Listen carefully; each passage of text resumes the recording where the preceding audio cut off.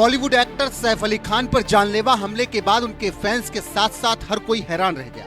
इस घटना के बाद बॉलीवुड सेलिब्रिटीज की सुरक्षा पर सवाल खड़े हो गए। तमाम सिक्योरिटी के बाद भी घर में घुसकर जानलेवा वार करने वालों को पुलिस का कोई खौफ नहीं है। इस मामले के बाद बॉलीवुड इंडस्ट्री शॉक्ड है। जानी मानी हस्तियों का ये हाल है तो आम आदमी की सुरक्षा तो भगवान के भरोसे ही है। वहीं सैफ अली खान पर हमले को लेकर अब सियासी पारा भी चढ़ गया है। आम आदमी पार्टी ने इस घटना को लेकर बीजेपी पर कई सवाल खड़े कर दिए। दिल्ली चुनाव में आम आदमी पार्टी कानून व्यवस्था को लेकर पहले से ही बीजेपी पर बरस रही थी कि अब सैफ अली खान के मामले में एक बार फिर केजरीवाल बीजेपी पर फायर हो गए। इस मुद्दे को देश की सुरक्षा से जोड़ते हुए बाबा सिद्दीकी से लेकर सीमा पार से आए रोहिंग्याओं तक का जिक्र छेड़ सरकार को केजरीवाल ने घेरा है।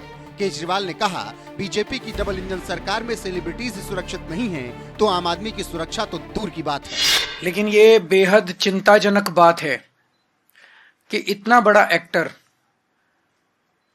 जिसकी सिक्योरिटी हम नहीं समझते कि कोई ऐसे होगी कि कोई खिड़की में से उसके अंदर घर के अंदर घुस गया होगा।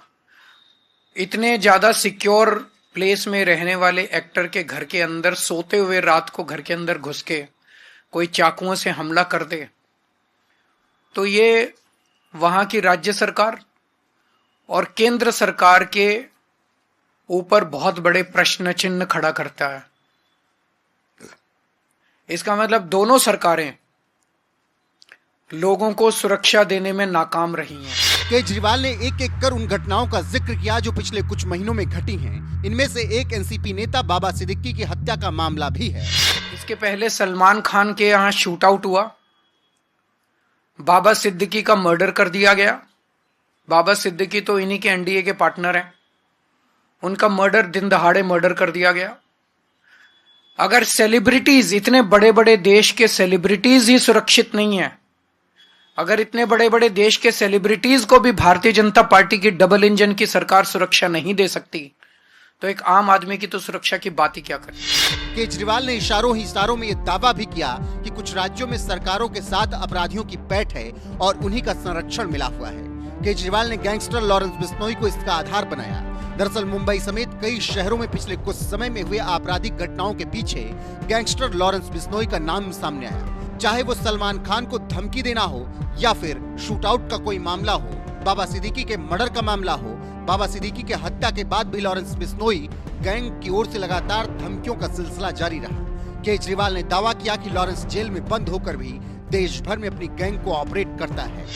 चारों तरफ से खबरें आ रही हैं कि गुजरात की जेल में बैठ के एक गैंगस्टर खुलेआम फिरौती कर रहा है, खुलेआम शूटआउट के ऑर्डर दे रहा है। देश भर में अन्य गैंगस्टर खुलेआम अपना अपना राज चला रहे हैं। ऐसे चल रहा है कि लग रहा है कि जो क्रिमिनल्स हैं, उन क्रिमिनल्स की मौजूदा सरकारों के अंदर अच्छी खासी पैठ है।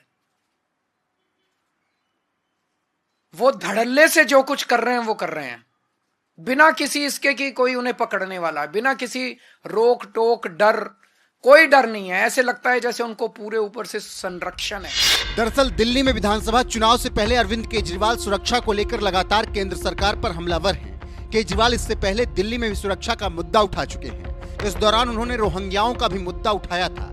फिर एक बार उन्होंने इसको लेकर बीजेपी पर निशाना साधते हुए सरकार के इस्तीफे की मांग कर डाली है। देश के बॉर्डर्स की सुरक्षा रोज खड़े होके कहते हैं कि हमसे इंडो बांग्लादेश बॉर्डर की सुरक्षा नहीं हो रही। रोज खड़े होके चिल्लाते हैं कि रोहिंग्या बॉर्डर क्रॉस कर करके आ रहे हैं, रोहिंग्या बॉर्डर क्रॉस कर करके आ रहे हैं। तुम क्या कर रहे हो भाई? अगर तुमसे नहीं हो रही इस्तीफा दे दो। दिल्ली में 5 फरवरी को चुनाव है, नतीजे 8 फरवरी को आएंगे। इससे पहले आप सरकार बीजेपी को घेरने का कोई मौका नहीं छोड़ रही। अब केजरीवाल ने सैफ अली खान पर जानलेवा हमले को लेकर पार्टी को घेरा है।